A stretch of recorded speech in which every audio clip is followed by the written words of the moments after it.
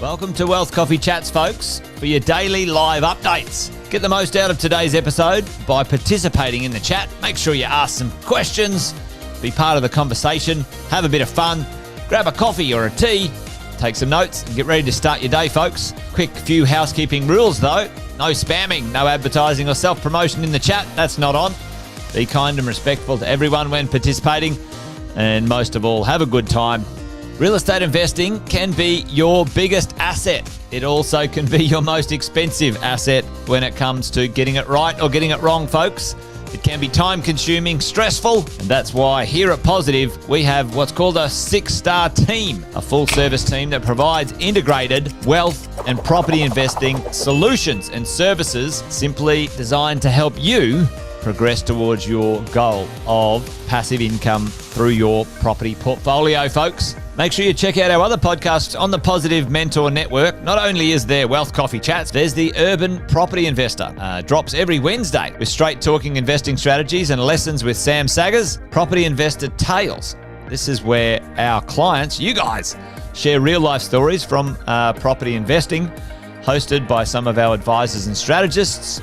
And that's done every fortnight, dropping every Monday. Wealth, Wine and Wisdom, folks, that debriefs the week that was in the world of finance and property, hosted by yours truly, Jason Witten and Andy Fenton on Fridays. Welcome to another Wealth Coffee Chats. Marvellous Monday. Hope you're well, folks, wherever you are. If you think it's Get Rich Quick, you're in the wrong place. This is the wrong podcast. This is the wrong live for you. Welcome to another Wealth Coffee Chat. Hope you're all awesome and well. There you go, team. Good evening. Geez, good morning. I should grab a coffee. And team, welcome to another Wealth Coffee Chats, Property Management Wednesdays, part of the 6-star team. If you haven't seen me around, my name's Cass, representing the property management team here within the 6-star group. So looking forward to this morning's chat. We've got a few of the regulars already jumping on. So Kevin, it's bright and early, even though it's good evening from where you are and over in Florida. So thanks for coming along. And of course, Luke as well. Good morning to you. And Bunty, good to see you guys. Hope you got your coffee for a Wednesday morning. Today, team, we are going to sort of unpack part of the keep you safe side of what we say here within the 6-star team throughout our property management and holding phase of our journey. And that's keep you safe, make you wealthy. We've certainly been talking about how to, raise rents, how to keep vacancy down, how to select the best tenants.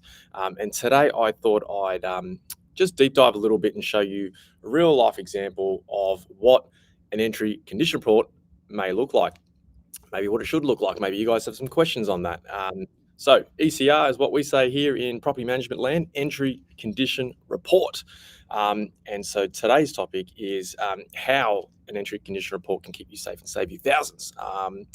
Because I've come across a number of situations, case studies, work with a lot of clients across the Eastern Seaboard, 13 years in this industry.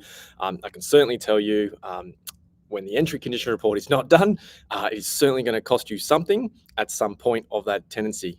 Could be 6 months, could be 2 years. But I tell you what, when that tenant vacates, if this entry condition report is not done to its full potential, then we're going to have some issues. But that's not you guys, because you guys are ahead of the game in that space. So today, how entry condition reports can keep you safe and save you thousands. Right, so integral part of the process.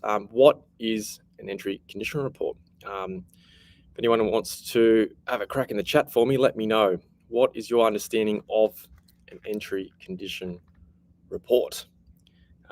Let me know in the chat. ECR, have you heard that term before? What does it mean? When does it get done? How frequent does a property manager actually conduct an entry condition report? And what happens if you actually don't do one? Right? There could be some issues there, as we said, down the track. So, team, entry condition report. It is done at the start of every tenancy, right? Every tenancy. I'm going to show you an example of what that may look like in a moment, and give you guys an example and some insight to what a quality entry condition report should look like or would look like, right? Because entry condition reports at the end of the day allow you as the investor and the property management team to look at the vacate into that future, like we said, 6 months, 2 years, whatever it may be, to look back on how the property presents itself at that point in time, right? We need to know, are there any discrepancies? Obviously, are there any damages? Are there anything in the property that's been handed back by the tenancy or by the tenant that wasn't there perhaps at the entry condition report when they first moved in? If it wasn't there, what are we going to do about it, right? If it's not noted, then maybe we don't have a leg to stand on. So I'm going to talk you through that. I'm going to try and share my screen now for you guys. Now, please yell out in the chat if you can't see that, if you want me to try and zoom in a little bit more on that screen. So team, an entry condition report essentially outlines some, provides you some framework in relation to rooms throughout the home, internal and external. We're talking fixtures and fittings throughout the property, right? It could be a 1 bed, could be a 4 bed, doesn't matter. We can add rooms, we can get rid of rooms. What you'll notice on the left-hand side is obviously the fixtures and fittings. And up top, we've got some columns there that say clean, undamaged, working. Obviously, any inspector comments that we might find. Now, let's just use the entrance hall as an example. Just team, yell out in the chat if you want me to zoom in on that easier, because I think it might look a little bit different from my angle. But hopefully you guys can see that, right? And what we want to do, team, is throughout each room, throughout the home, apartment, house, like I said, doesn't matter, at the start of the new tenancy, right, your property management team's going into the home. We're checking floors, walls, doors, power points, lights, ceilings, fixtures, fittings, right, throughout. What's the condition of the garden, the lawns, weeds, yes or no, etc. And we're making comments and we're indicating on its presentation, on its condition at that point in time. Now, obviously, you don't want to do the entry condition report too far in advance from the tenancy because things could change and there could be some discrepancies. So, a few days before the tenancy commences, our property management team go out and they check this report. Now, does anyone know how long an entry condition report actually takes to carry out? Would anyone know? How long does it take to actually run through this report to ensure that it's full of quality, right? You guys might see on your screen inspector comments where commenting on whether it was freshly painted, whether the carpets were clean, whether it's intact, whether it's damaged, is it new, is it not, right? Warren's jumping in for me here. 1 hour. Yeah, it could be, Warren. It could be, right? Depending on the size of the property, right? On average, maybe a one or two bedroom apartment could take a property manager 45 minutes. Yeah, but a 4-bedroom, 5-bedroom home could take anywhere up to around 2 hours, maybe more, depending on the size, right?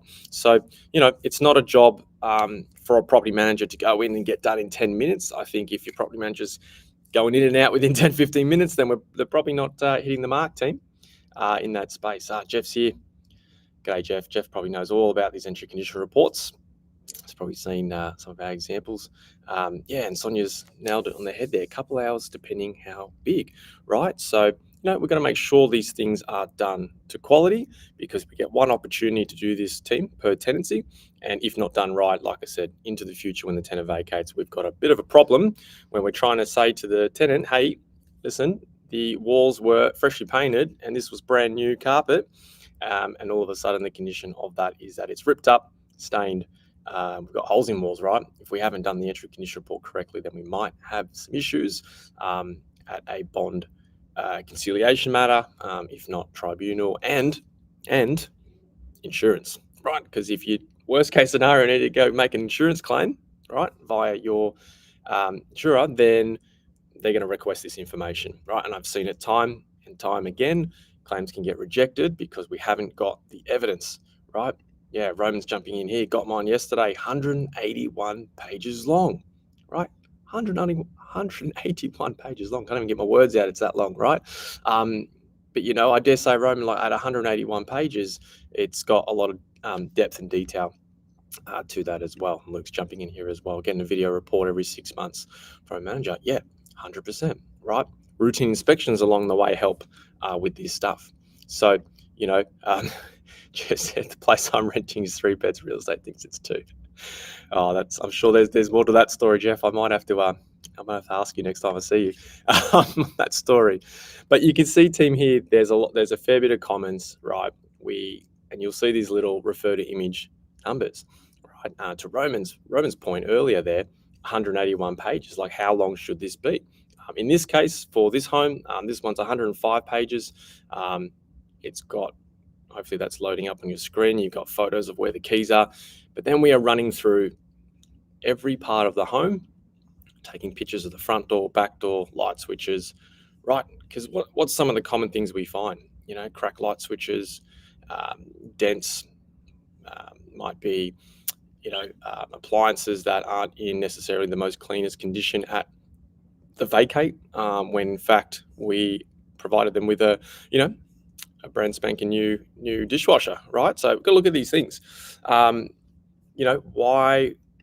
would property managers not want to do this, right? Maybe because it takes too much time. We're trying to cut the wrong, right? It's not good. So how do you know if your property management team is delivering an in-depth, detailed, thorough report, that you've got enough comments and photos in the event something goes wrong down the track, right? Because I can tell you, team, when you hold property for 10, 15, 20 plus years, and myself doing this for 13 years, and I've got a few colleagues who are doing this a little bit longer than me as well, sometimes these things are inevitable. Sometimes we're going to come across challenges, right? And in the event we come across these challenges, I think it's our job, to keep you safe and make you wealthy. And obviously that's what today's about. It's keeping you safe and making sure we've got the right evidence, the right collateral, the right reporting in place when investors need it. Jeff lost keys too, came yesterday doing noise again. Oh, mate, keys are going to be the death of me, I think. We all need to get keyless entry or something. I don't know. We'll need to ad hoc on that one, Jeff. I think we'll come up with a solution for keys. Property management's nightmare for sure. So, team, short and sharp this morning. I've been hanging out with our property management team yesterday and again today, talking, about some of this stuff, about getting our right processes and workflow in place to, keep our owners safe. And it's a super important one. I just wanted to flag today and say, hey, if you're sitting there right now saying, I'm not sure what quality of entry condition report my team has produced, pick up the phone, request one, have a look. If you're still not sure, send it through to me. I think I might pop my email address up there, or it's probably on your screen at the moment. Flick it through to me. Happy to give you a review on that, because, team, like I said, 13 years in the industry, it can save you thousands. I've seen it way too many times when entry condition reports are not done correctly. They're not questioned. They're not quantified, I suppose. You get the drill, right? You get the drill. No one wants to be in that position. That's not you guys. We're going to be proactive about it, of course. So please, that's my message today. That's my little 2 cents. Obviously, disclaimer, we don't count less wear and tear. Obviously, we're talking damages and cleanliness. Of course, that's what the report is about, less wear and tear. But team, it's super critical, right? So key takeaways: it's done every start of every tenancy. Needs to be detailed, thorough. A lot of comments, a lot of photos. Make sure it's there. It'll save you thousands, team, in the event you've got to have a conciliation matter, or go down that tribunal and/or insurance pathway. Obviously, no one wants to end up there, but again, it's keeping you best positioned, right, to maximize your results, team. Because all it does, right, when we get it wrong, it just costs you more money, right? We don't want that. That's not you guys. But I think there's a QR code coming up on your screen there, team. So look, if you want more information about it, if you want to have a chat sort of offline about entry condition reports and how that can save you thousands, and you want to get an idea and some framework around how property management teams go about it, please let me know. I know we're a bit short on time this morning. So Scott says Gemma is awesome. She is, Scott. Yeah, thanks for the feedback. She's super awesome, super diligent in her work. So good stuff, team. I'm going to finish up a couple of minutes early. I've got to run. We're going to do some more things today and make sure we are keeping our owners safe and making them wealthy. So, team, that's me for today. Tomorrow is Thursday, so that will mean Jason is back for another Wealth Coffee Chat. So, team, tune in. Until then, thanks, and see you next Wednesday.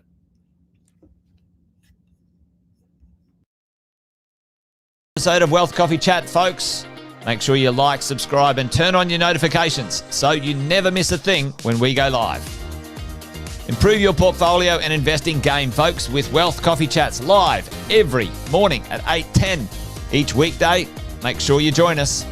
Previous episodes are also available wherever you get your podcasts, folks, as well as our other podcasts from the 6-Star team here at positivementor.com.au.